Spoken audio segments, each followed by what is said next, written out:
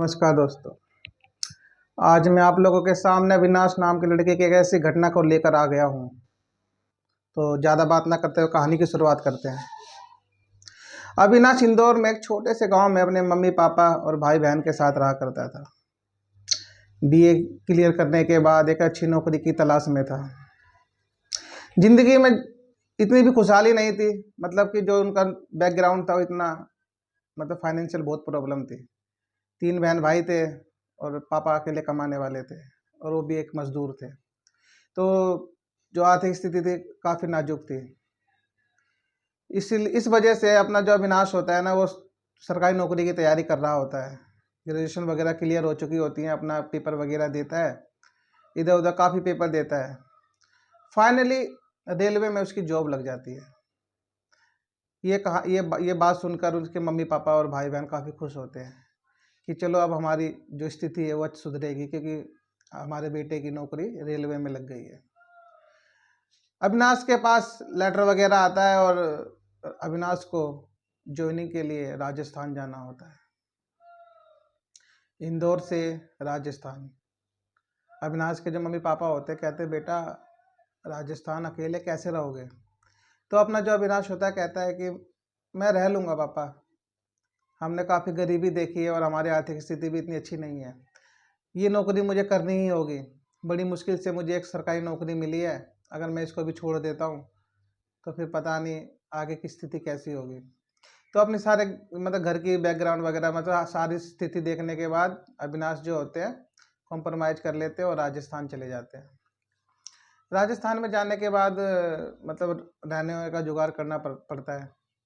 तो जो अपने अविनाश होते हैं अगले ही दिन इंदौर से राजस्थान चले जाते हैं। राजस्थान पहुंचने के बाद उनको बताया जाता है कि आपकी ट्रेनिंग चलेगी 2 महीने की, तो आपको यहाँ से अप डाउन करने में दिक्कत होएगी। तो आप इसके जहाँ पे उनका जो ट्रेनिंग सेंटर था ना, मतलब ये था कि सुबह 10 बजे पहुँचना है और 4 बजे तक उनकी ट्रेनिंग होगी। सन 2012 की बात बता रहा हूँ मैं आपको। तो अविनाश होते हैं वो कहते हैं यार एक घर किराए पे लेना होगा, क्योंकि रेलवे वालों ने उनको रहने का भी मतलब बंदोबस्त नहीं किया था। वो अविनाश से कहते हैं कि आप 1-2 महीने के लिए, एक आधे महीने के लिए कोई कमरा किराए पे ले लो, रेलवे उसका भत्ता दे देगा। तो अविनाश कहते हैं यार मैंने तो सुना है कि रेलवे ट्रेनिंग के दौरान क्वार्टर वगैरह देते हैं। कहता है अभी है नहीं, आप एक महीने एडजस्ट कर लो, फिर हम आपको रेलवे में क्वार्टर दिलवा देंगे। अविनाश कहता है ठीक है। तो अविनाश घर की तलाश में निकल जाते हैं। तो एक जगह जाते हैं तो उनको मतलब राजस्थान का जो गांव था ना, छोटा सा गांव था आउटर पे, उनको एक घर दिखता है। तो उनके पास जाते हैं तो उनको कहते हैं कि मुझे एक कमरे की तलाश है, तो आपके पास कोई किराए के लिए खाली हो। तो जो वहाँ पे एक अंकल और एक आंटी रहते थे, बूढ़े से थे, ज़्यादा जवान नहीं थे, मतलब यही थे, रिटायरमेंट की उम्र हो चुकी थी, 60 साल के आसपास के थे। कहते हाँ बेटा हमारे पास एक कमरा है तो मैं आपको दे दूंगा। तो अविनाश कहता है ठीक है दिखाओ अंकल जी कौन सा कमरा है। कमरा वमरा देखने के बाद अविनाश देखता है ठीक है यार, गुजारा करने के लिए तो ठीक ही है। इंदौर में भी हमारा कौन सा बहुत बड़ा घर था, हमने तो पूरी ज़िंदगी ऐसी बिताई है, इसमें भी गुजारा कर लेंगे 1 महीना। तो अंकल जी से कहता है अविनाश के हाँ अंकल जी मेरे को ठीक है, और किराया भी काफ़ी कम था, किराया भी उसको जम जाता है, और वैसे भी किराया रेलवे को देना था। तो अविनाश को ज़्यादा कोई दिक्कत हुई नहीं। अविनाश ने अपना जो सामान, कहता है ठीक है अंकल जी आप इसकी साफ़ सफाई करवा दो, मैं कल आके यहाँ पर शिफ्ट हो जाता हूँ। तो अविनाश ऐसे ही करता है, अंकल जी उस घर की साफ़ सफाई करते हैं, करवा देते हैं जो भी होता है, और अविनाश जो आता है उस घर के अंदर शिफ्ट हो जाता है।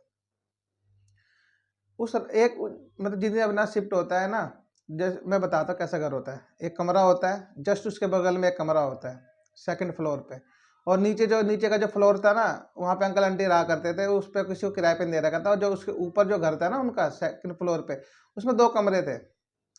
तो जो अंकल जी होते हैं ना उसको कहते हैं अविनाश को बेटा ये जो कमरा है ना घर का, इसको ना हाथ मत लगाना, मतलब इसको कभी खोलना मत, उस पर ताला लगा हुआ था। तो वो कहता है अविनाश मैं क्यों खोलूँगा अंकल जी, इस पर तो ताला लगा हुआ है, कौन सी मेरे पास इसकी चाबी है।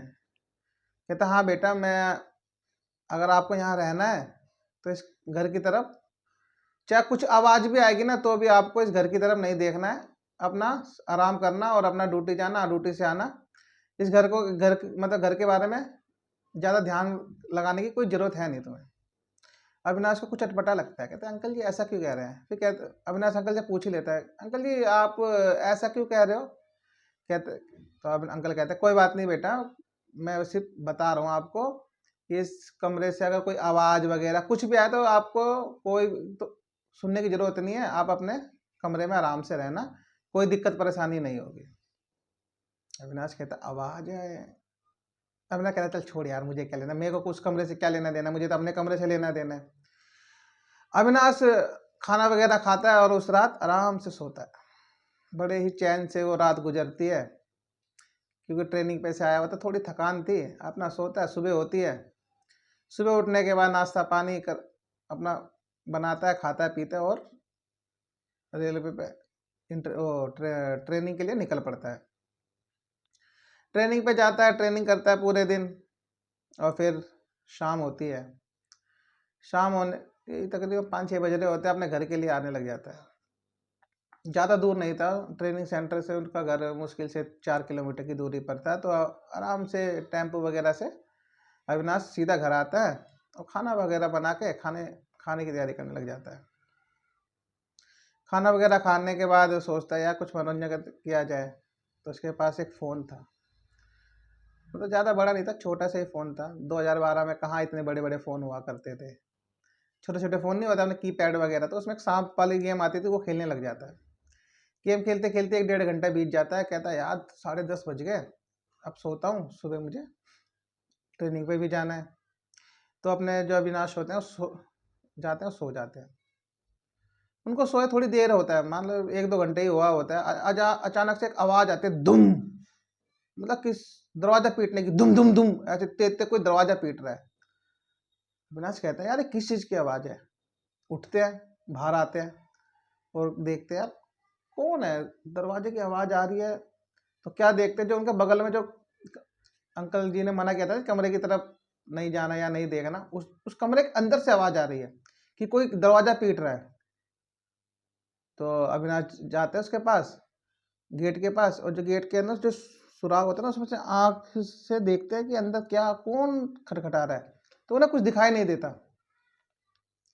इतने में जिस छेद से अविनाश उस कमरे के अंदर झांक रहे थे ना, अचानक से वहां पे कोई आंख उनको दिखाई देती है, लाल लाल सी। उसको देख के अविनाश डर जाते, पीछे गिर जाते हैं। कहते हैं अरे यार ये क्या था, वो डरावनी सी आंख किसकी थी।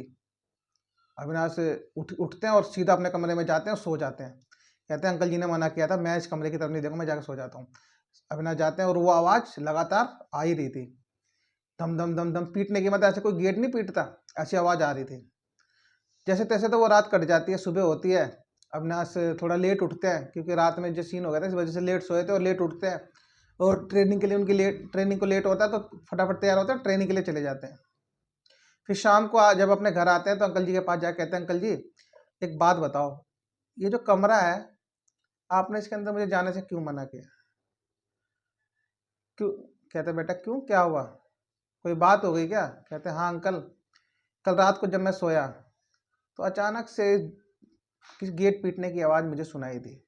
मैंने अपना गेट खोला तो मैंने क्या पाया कि सामने वाला जो आपका बगल वाला जो कमरा है उसका कोई गेट पीट रहा है, वो भी अंदर से। बाहर से तो ताला लगा हुआ है। कहता अंदर से। कहता और मैं जब जो चाबी लगाने की जगह थी सुराग में से मैंने झांका तो मुझे क्या दिखाई दिया कि अंदर से एक लाल लाल आंखें मुझे ही झांक रही है। ये देखने के बाद मैं डर गया और गिरा और मैं अपने कमरे में आके सो गया। मैं ये सोचा कि रात को ही आपके पास आऊँ, लेकिन मैंने कहा क्यों किसी की नींद खराब करूँ। तो अंकल जी बताओ ना क्या बात हुई, क्यों आप मुझे इस कमरे की तरफ नहीं जाने दे रहे थे। तो अंकल जी कहते हैं बेटा आज से तकरीबन 4 साल पहले एक पति पत्नी मेरे यहाँ पर किराए पर रहने आए थे। उनकी एक छोटी सी बेटी भी थी, बड़ी ही प्यारी बेटी थी। जो उसका पति था ना, वो काफ़ी दारू वगैरह पिया करता था और अपनी पत्नी को खूब पीटा करता था। एक रोज़ वो नशे की धुत में खूब दारू पी और आया और जो गनासा होता है ना, अपनी पत्नी को दे मारा और उसकी पत्नी की वहीं मृत्यु हो गई। और उसने अपनी बेटी का भी वहीं गला दबा दिया और खुद पंखे से लटक के फांसी लगा ली। और आज तक उनकी आत्मा इस कमरे के अंदर भटक रही है। मैंने काफ़ी तांत्रिकों को दिखाया, लेकिन सबने कहा कि वो बहुत ही शक्तिशाली आत्मा है, वो इस कम घर को छोड़ के नहीं जाएंगे।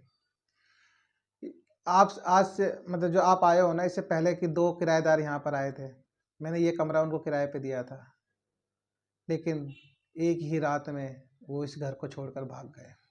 उन्होंने ना जाने कैसा एक्सपीरियंस कर लिया था, जिसकी वजह से वो एक दिन भी नहीं टिक पाए। और तब से लेकर अब तक मैंने इस कमरे में ताला लगा रखा है। इसमें रात में इसमें अजीब अजीब आवाज़ें आती हैं, चिल्लाने की, लड़ाई की, झगड़े की।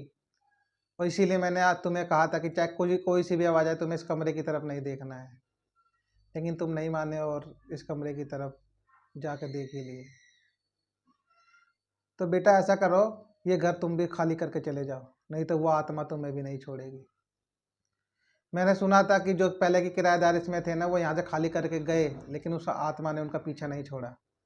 और उनका एक छोटा सा बेटा था, वो आत्मा उसको पोजेस कर लेती और उसको अपने साथ ले गई। तो बेटा तुम इस घर को छोड़कर चले जाओ और कहीं और किराए पर देख लो। ये सुनने के बाद अविनाश डर सा जाता है और अगले दिन रेलवे वालों को कहता है कि मुझे वहाँ नहीं रहना, मुझे नया क्वार्टर दो, मुझे क्वार्टर दो, तभी मैं ट्रेनिंग करूँगा, नहीं तो मैं अपने इंदौर जा रहा हूँ। रेलवे वालों ने उसे अब क्वार्टर वगैरह दिया और कहा कि ठीक है, तुम यहीं शिफ्ट हो जाओ, एडजस्ट कर लो। मतलब एक ही क्वार्टर में 2 लड़कों को एडजस्ट कर दिया। कहते ट्रेनिंग के 1 महीने के दौरान आप ऐसे ही एडजस्ट वगैरह कर लो, फिर हम आप लोगों को अलग अलग कमरा दे देंगे। आज इस कहानी को तकरीबन 12 साल हो गए हैं। अविनाश इसको भूल नहीं पाए कि यार उन्होंने वो लाल लाल आंखें जो देखी, कितनी डरावनी आंखें थी। अगर अविनाश को पता नहीं होता और उस कमरे का ताला तोड़ के उसके अंदर चले जाते, तो शायद आज अविनाश इस दुनिया में नहीं होते। ये कहानी अविनाश ने अपने बेटे को सुनाई और उनके बेटे ने हमें बताई। तो आपको ये कहानी कैसे लगी, कमेंट बॉक्स में हमें ज़रूर बताना। तो मिलते हैं अगली स्टोरी में। धन्यवाद।